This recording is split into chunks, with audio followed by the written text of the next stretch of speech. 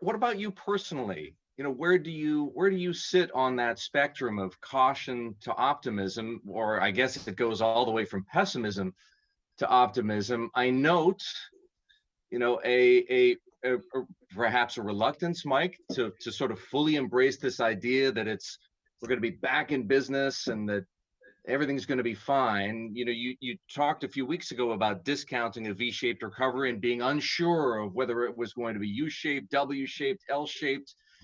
What are you thinking right now? It's not about a date, right? It's not about setting a date. And I tell our employees all the time, you're not going to wake up one morning or go to bed one evening with a blast email saying tomorrow's the day, come back. That we're taking a very granular approach to this as a global company.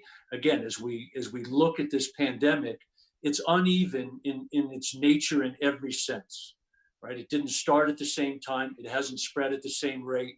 We've seen varied healthcare responses. We've seen varied economic and policy responses to it.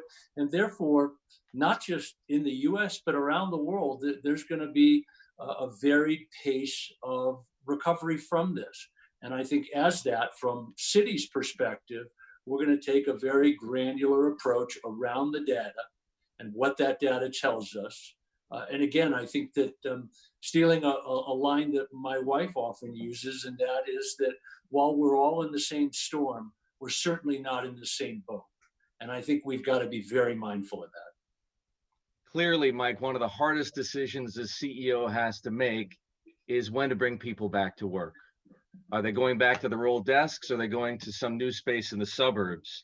Will employees be expected to travel, or is, I don't know, Zoom the next business class ticket?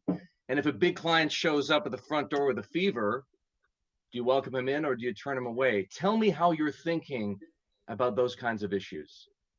So I think one is that our business model, Erik, has given us some real advantages, and that is that clearly we've been in Asia a long time, and our colleagues there, I think, gave us great insight, right? As we saw and we knew that it was likely COVID would be coming west, we had the ability to have the learnings on the ground of what was happening in Asia, what was working and what wasn't. And if you go back and look at the record, I think we were pretty early movers in terms of some of the decisions we made. Overarching since then, it's all been about the health and safety of our people in terms of making sure that we could do everything within our power to ensure that. And so again, as we start to think about returning people to the office, it's going to be driven by data, as I said. It's likely to be slow. It's likely to be granular. So it will be site by site. And in fact, within those sites, it'll be job by job.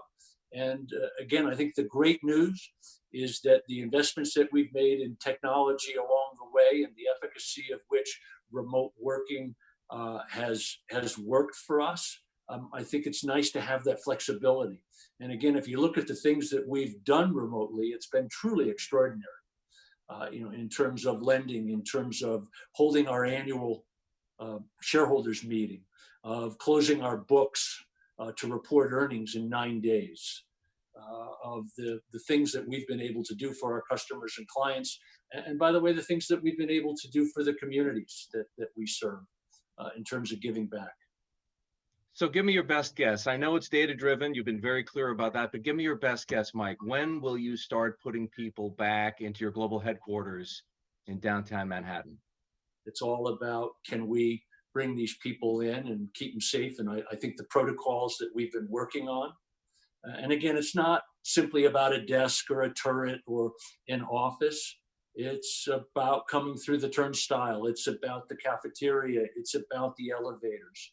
It's about all of those things that are there that you've got to make sure are safe. And then the bigger challenges actually, I don't think are in phase one. I think it's as you continue to bring more people back and densify, how do you actually scale those protocols to be able to keep that safety? Is putting traders back on the trading floor a priority? Listen, there's been a lot of talk in terms of companies saying that people never need to or will return to work.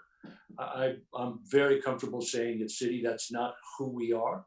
We are very happy to continue to imagine and reimagine as we go forward the ways we come to work. But at our core, we are a client-facing, client-driven business that, in many ways, is an apprenticeship business, right? And that the craft, the trade, is passed down, and that human interaction is critical.